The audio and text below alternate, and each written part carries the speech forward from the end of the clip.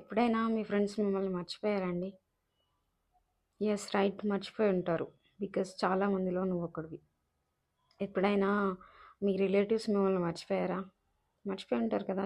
ఎందుకంటే చాలా మందిలో మనం ఒకరం. ఎప్పుడైనా ఆఫీస్‌లో బాస్ మర్చిపోయాడా? యెస్. మర్చిపోయి ఉంటారు. బికాజ్ చాలామంది ఎంప్లాయీస్‌లో మనం కూడా ఒకరం కదా!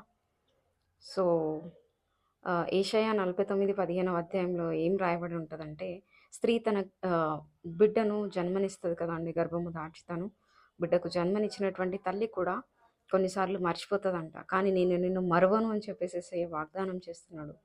హల్లెలూయా! సో, తల్లి కూడా మర్చిపోవచ్చు. బికాజ్ చాలామంది కిడ్స్ ఉంటే గనుక కేర్ చేయడం కష్టమే. కానీ నువ్వు అందరిలో ఒక్కడివి కాదు యేసయ్య కోసం. కేవలం నీ కోసం మాత్రమే తను సిలువలో బలి అయ్యాడు. కేవలం నీ కోసం మాత్రమే ఆయన సిలువలో అక్కడ రక్తం కార్చాడు. నువ్వు అందరిలో ఒక్కడివి